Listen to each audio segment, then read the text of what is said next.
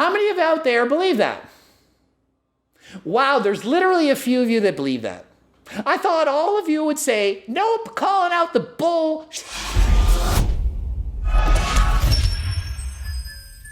Coach Greg, and today we're going over the similarities and differences between bikini competitors and figure competitors. And how are we going to do that? Well, I'm going over a video by Ashley Kaltwasser. I said it right. And in this video, she has a special guest, IFBB Pro Olympia qualified Samantha Jerring. She's jacked and competes in figure, and Ashley's Bikini Olympia champion. So you're getting the best of the best, the cream of the crop, and we're going to compare what are the differences and what are the similarities. We are going to go over some similarities and differences between a bikini and figure. And she's saying we're going to compare ourselves physically, structurally, and immediately all I can see is Ashley's shredded, show ready, pretty much. She's peeled. Look at the definition. She has a six-pack. She's sitting there, hardly any body fat. And in comparison, Sam, she's full on into her off-season. She's been bulking. So it's not really a fair comparison as we have one female nearly in contest shape condition and the other well into her off-season. Clearly needs to diet for 3, 4, 5 months to get into peak condition. So one of the biggest differences is in figure, they have way more muscle. Is it a little bit? No, it's a ton more muscle. Night and day difference. If you train your entire life and took PDs, you probably will not have the muscle that this female has. When competing at the top level, the difference is the girls have so much muscle, it's literally unbelievable. If you saw them in person, you would be shocked. She's 5'2", 170 pounds.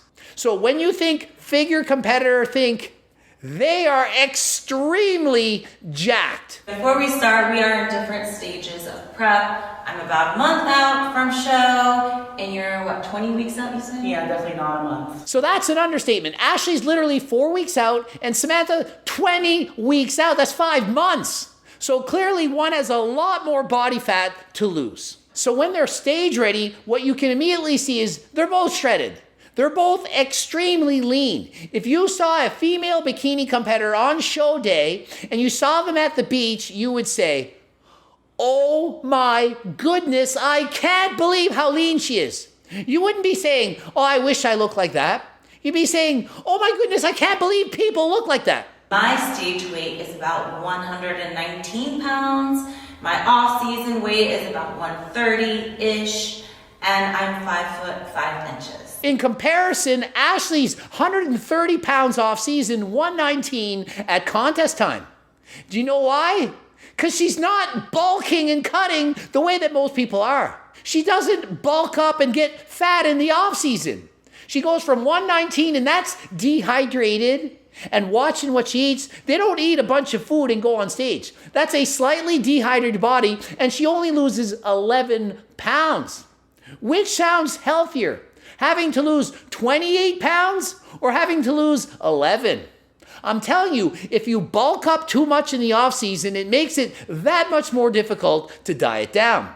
Just because one's in bikini and one's in figure doesn't mean that one needs to bulk and one doesn't. It's the exact same thing.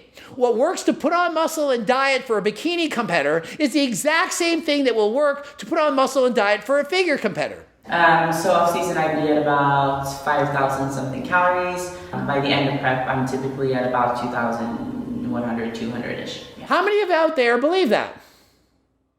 Wow, there's literally a few of you that believe that. I thought all of you would say, nope, calling out the bullshit. You really think that this 174 pound, 5 foot 2 inches tall female eats 5,000 or more calories a day? Do you really believe it? Let's compare. Coach Greg eats 3,500 calories, and I race bicycles and do a lot of cardio.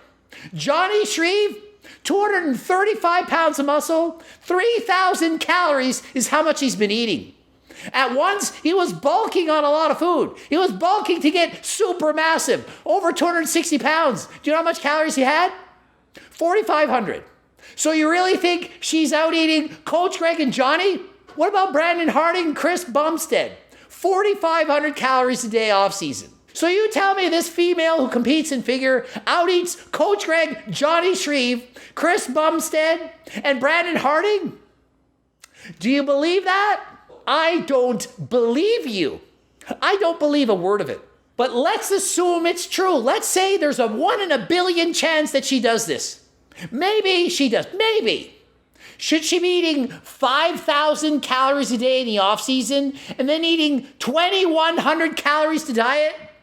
That's a 2,900 calorie a day deficit. So hear this. You should never at any point in a diet or off season be eating twice as many calories in the off season as on your diet. Never should that ever happen. In season, I'm anywhere from about 1,300 to 1,500 average, and off season, I'm about 1,600 to 2,000 average. You see that? A normal off season. Notice it's not 4,000 or 5,000 calories. 1,600 to 2,000. That average is about 1,800. That's about what most females eat, 1,800. What about pre-contest dieting down? 1,300 to 1,500. That's about 1,400 on average. That's a 400 calorie difference. Which is healthier? Which do you think you should do? Notice she's not eating 3,000 calories in the off season and then dieting on 1,000. So whoever's coaching this figure competitor, coaching her wrong. I don't care what you say. You should not be eating 5,000 and then eating 2,100. You don't need to get fat in the off season. I'm not saying you should maintain your shredded stage-ready physique. Ashley, for example, would not need to look this lean in her off season. She goes up to 130 and then she holds it there. She doesn't keep adding calories. If she did, she might go to 174 pounds. You don't need to do that. People who fluctuate too much in body weight, they are much more likely to end up with an eating disorder, to have an unhealthy body image. You're seeing your body weight in the off season, you put on 50 pounds, now you have to diet it down, you go up and down, you're relying on drugs. It is not good, it's not healthy. So please, don't overbulk in the off season. So with bikini, you're gonna have a lot more focus on your shoulders, a lot more focus on your glutes, and those are kind of the areas of focus. So is there a difference in physiques? Well, aside from the obvious, which is the amount of muscle, yes, in bikini, it's mostly shoulders and glutes. It's literally a beauty pageant. Who looks the best? You obviously need to have a small waist. You need to have low body fat levels, but you need to have massively developed glutes. It's a glute show. Oftentimes from the back, you can't even see their back muscles. They have extensions. They have long hair. But you can, without question, see the glutes. So if you're a bikini competitor, you need to have mind-blowing and amazing glutes. If you don't, you're at a disadvantage. Oftentimes, you can tell a female has good genetics to do bikini because in the off season, they have a small waist, slightly wider shoulders, and a massive round glute. It might be fat, might be muscle, but it's massive. Almost out of proportion too big because when they diet down, everything gets smaller. Obviously, you can train the glutes and build a muscle, but if you're not blessed with that God-given genetics, it's an uphill battle for you. With figure, you don't get to specialize in just 2 muscle groups, 3 muscle groups for the most part. Look at the shoulders, the arms. She's got dumbbells on the side, so trust me, if you're in women's figure, you need to have a ton of muscle. A lot of the figure competitors could do the front double bicep, as she shows, and look just as good as an open-level bodybuilder. And look at just how lean Ashley is. She's doing cardio, running up the stairs. She has better abs than Coach Greg. It's incredible. 4 weeks out from a show. So just when you think bikini, oh, you don't need to be that lean, it's bikini. That is not true. Bikini girls are shredded. Figure competitors tend to have a larger structure in general, maybe thicker bones.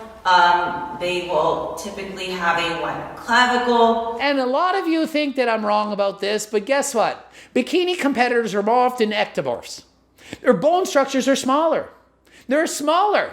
When you compare them to figure competitors or other bodybuilders, they have bigger bones. An ectomorph that adds muscle is going to have a more slender physique. Bikini competitors tend to be smaller in the waist and longer, leaner. And frankly, Ashley, she looks fantastic even as a figure competitor. At the local level, like a novice show, she might potentially win the figure overall. But as you move up the ranks, people have more and more muscle. What in fact looks muscular at the local level, once you go to nationals or the pro stage, a lot of muscle on the local level might look small in comparison to the higher levels. So the next time you think about entering a competition, think of this.